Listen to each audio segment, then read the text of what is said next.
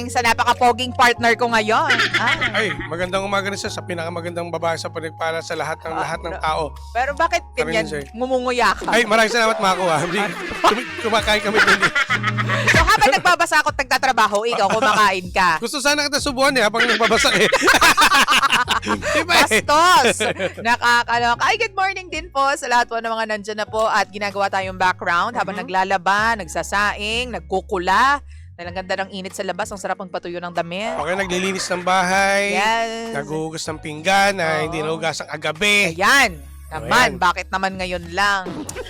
Anyway, welcome to Lihim ng Liham. Ang problema natin ngayon ay problema ni Jane at nagsisimula pa lang yung relationship nila. Feeling ko, kasi nararamdaman kong hindi pa nila alam kung paano kapain ang isa't isa. Diba, Bago pa lang, at saka since magjowa pa lang, no? At medyo mababaw pa. Hindi naman totally mababaw. Sabi nga ni Athena, no? Sa maliit na problema, pwedeng lumaki. Diba? Kapag nagpatong-patong ang mga maliliit na problema na yan at sabay-sabay na sumabog, ayan, that's the end of it. Okay, pero wag naman muna natin dalhin doon sa part na ending agad, no? Sige, balikan natin itong ating letter sender yes. na may plano. May plano. Tapos naudlot, hindi natuloy. True. Drawing. Hoy! Drawing yun. Drawing yun. Siyempre, planado eh. Tapos biglang ika-cancel. Totoo. Eto na nga, kung gusto niyo po makisawsaw at makipaghuntahan sa amin ni Jim, halika natin, message niyo po kami sa aming text line. Ito po yung number namin. I-save niyo na po ito, ha?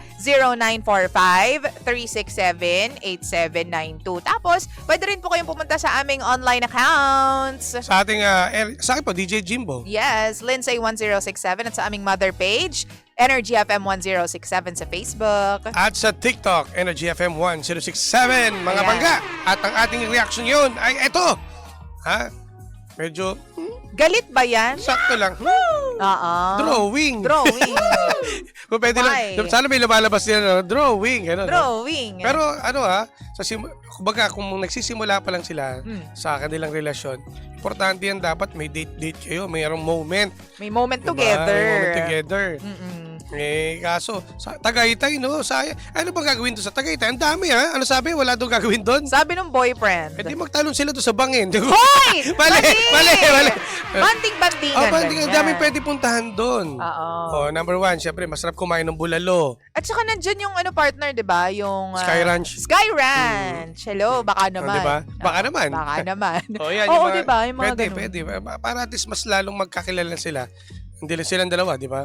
Makilala ng isa't isa kung sila ay nagsisimula pa lang sa kanilang yugto. Yung relationship. Isang relasyon, no? Mag-create nga sila ng memories dyan. Pero itong boyfriend, ayaw daw.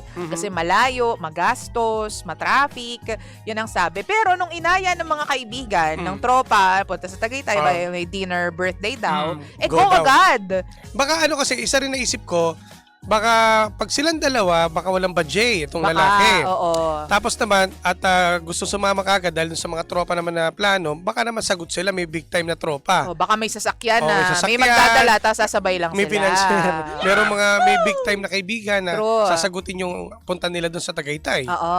May medyo hindi na natin kasi, yun ang nakikita ko. Pero sana naman, hindi, kung malayo man o malapit, sana may moment kayong dalawa. Yun lang naman nakikita ko. Dapat, ilabas mo yung jowa mo.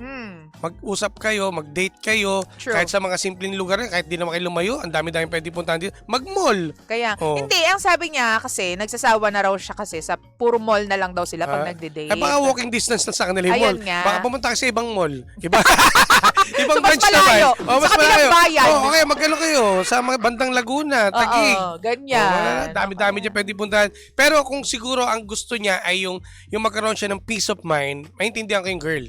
Si Jane, no? Baka gusto niya doon kasi nga iba yung feels kapag totoo doon naman, ka, malamig, malaya kayo, iba yung malayo. Vibe. Oo. Naiintindihan ko si girl kasi minsan kailangan natin ng kakaibang environment, no?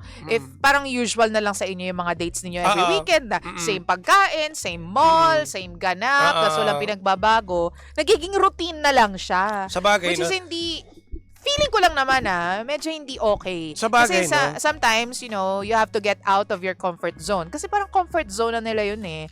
Di ba? Naintindihan kita doon, partner. Diba? Kasi nga, sa isang magkarelasyon, no, hindi dapat makontento tayo sa lagi nating ginagawa. Every day ay daily routine natin.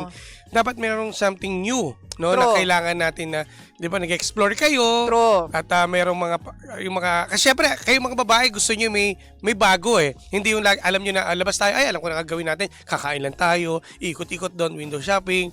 Eh kung lalabas kayo tas meron kayong gagawin, sumakay kayo sa rides. 'Di ba? Na hindi niyo pa nagagawa. Diba? Pwede siguro hindi nang naisip ko na alam mo, kailangan. Feeling ko problema 'yan ng mga lalaki kapag nasa isang relasyon na. Kumbaga, gusto nila kumbaga routine, alam mo na kung ano yung gagawin. Kumbaga expected na.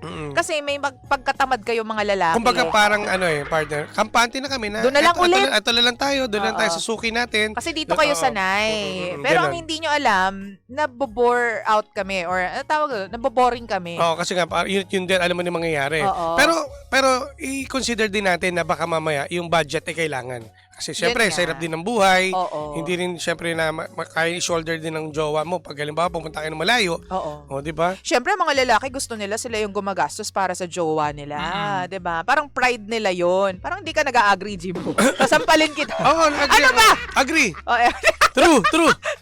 Hindi totoo, partner, di ba? May certain pride, di ba? May boost of pride kapag ikaw yung gumastos sa lakad, ikaw yung nagbayad para sa pagkain, ganyan. So, feeling ko nga, siguro may ibang considerations lang si jowa mo. Okay, geto. Sa panahon na ito, sige, total, sabi mo na laging lalaki ang mga nanlilibre, totoo naman. Pero this time naman, wala na naman dapat kung sino may budget, total, magkarelasyon naman, magjowa naman kayo. Kung ikaw, sabi mo lang, kung may pera ka, huwag ka mag-alala. Ito, sagot ko naman. Tayo, gusto ko lang makaalis tayo, makalayo naman tayo, makalanghap ng sariwang hangin sa Tagaytay. Pwede mo sabihin nyo. Kung tatanungin mo kami kung anong dapat mong gawin, yun ang dapat mong gawin. Yun, i-offer mo na lang. Since na-excited ka rin, di ba? Gusto mo naman din. Gusto mo lumabas, wala problema yun. Tanungin mo muna, ano bang issue? Ba't tayo umalis? Wala ba tayong pera? Ayun, edi ako, basta punta tayong Tagaytay. Sa bago pa lang kasi, girl, parang kung bago pa lang sila magkarelasyon, medyo nagkakaroon pa ng hiyaan yan eh. Siyempre, magpe-pretend yun lang, may pera ako! Grabe naman! Pero wala na pala. Pero wala naman talaga. pero mas mabuti, prangkay mo na lang siya na, huwag ka mag-alala, ako naman, may naipon naman ako. Tapos tara, labas lang tayo. Mararamdaman mo naman yan pag walang pera yung lalaki. Lagi na asimangot. At saka laging nasa bahay lang. Yan, oo. Ano ba? Di naliligo, gano'n. Hey! Mali! Ganyan. So, yun na lang siguro. At saka, ako, kasi ang tanong niya sa atin, mag-move on na lang po ba ako? I-shake off ko na lang ba ito? Or sasabihin ko ba sa kanya yung nararamdaman ko? Ako, I'd go for tell him what you really feel. Para aware siya na, na-offend pala or nagalit pala yung jowa ko kasi hindi kami natuloy sa Tagaytay. Gala kasi talaga tong jowa ko. Kumbaga traveler talaga siya eh. Ito yung hilig niya. Para alam niya. Agree ako doon. Wala akong dalawang salita, tama ka doon, partner. Diba, kailangan partner? tanungin mo siya. Kasi sa magkarelasyon kasi minsan may trip, alam ba, jowa mo, hindi trip laging lumabas. Tapos ikaw naman gusto mo laging maggala or mag-enjoy lang, di ba? So sabihin mo na, ganito kasi ako eh. Gusto ko lagi tayo nasa labas. Pero kailangan nyo mag-adjust. Gagawa kayo ng memories eh. Lalabas kayo eh. Hindi lang lagi yung everyday na nakikita yun, laging ginagawa, parang yun yung daily routine nyo. Medyo, di ba, maboboring nga talaga. Diba? Lalo na kayo mga kababaihan na, yan na naman, ayoko niyan eh. Lagi na lang ganyan. Kakain na naman tayo ng kwek-kwek, kakain na naman tayo ng fishball. Taas na tuloy ng presyon ko, puro na lang kwek-kwek. Yan. So, gusto niyo naman makakatim ng mga masasarap na pagkain like bulalo. Yan. Lunodin mo siya doon. Napaka-violent mo. Hindi. Kumain kayo ng masarap. Kumain kayo ng masarap. Punta kayo dyan sa Sky Ranch. Yan, ako. Tsaka tumikim kayo ng kape dyan na lokal. Ay, naku. Uy, malapit yan kasi sa Cavite, di ba? Madaming kape dyan eh. Bukod sa bulalo, tawilis. Ang sarap. Hanapin nyo yung bahay ni Toby, tapos makikain kayo doon. Taga Cavite yan eh. Etibak. Diba? Malapit-lapit na yun doon eh. Tawilis yan. Yun, para sa amin ni Jimbo, no? Para sa amin, kausapin mo siya at sabihin mo sa kanya kung anong nararamdaman mo. Tapos dapat, ma-resolve nyo yan, ha? Hindi mo pwedeng baunin yung ngit-ngit mo. Na hanggang sa mga susunod na panahon, baka isumbat mo pa sa kanya yan. It's a no-no. Nako, dyan magkakaroon ng taning ang relasyon ninyo. So may mga Gina G tayo na... Meron ba? Oo, commenter partner. Teka, mag-good morning muna tayo kay Mike Montero. Ay, good morning kay Ate Baby, kay Welru din. Ako, eto, basahin mo to, si Weiru. Medyo tanggalin, Hoy, lakpas mo ng konti. bawal. High blood. Oo, sabi dito, ang kapal mo naman pala, Yun. letter sender. At least nung nagyayaya na punta sila ng tropa niya, sumasama ka. Binibigyan ka pa rin ng halaga. Masyado ka lang gala at hindi practical. Yung boyfriend mo, practical, lalong-lalo na sa gastos. Yun ang naisip natin, di ba? Baka nga walang budget. Sabi dito ni Ninong Arch, sige. there's two ways you can look at this. Una, yung focus ng road trip na yon was in celebration ng birthday ng katropa ni Jowa. So, it's not all about you. Pero pangalawa, kahit hindi natuloy yung lakad ng tropa, dapat nag-offer pa rin si Jowa mo na kayo na lang yung tumuloy. Dapat siguro i-process ninyo yan together because it's obvious na it bothers you. Totoo naman. Sabi pa dyan, partner. Si Ate Baby, kay letter sender, marami pa namang araw o oras at panon, wag mong hayaang sa simpleng bagay masira ang relasyon nyo. Yan. Tama. Sabi pa dyan. Ito. Ano sabi dyan, partner? Nagbago na ba yung time slot natin? Hindi po. Ganun pa rin po. Ito pa rin. Ate Lian. Hello. Good morning. Ayan ha. Sa lahat po ng mga nasa radyo, maraming salamat po sa pagtutok at pagantabay sa aming dalawa ni Jimbo kanina pang alas 4 ng umaga. At wag na wag kayong aalis sa lalo yung mga nandiyan sa Facebook Live po natin. Tuloy natin to. Yes. Hanggang matapos ng mundo. Mali! Bakit ka ganyan? May pag-uusapan tayo. Eh. Pwede pa kayong umabol ha.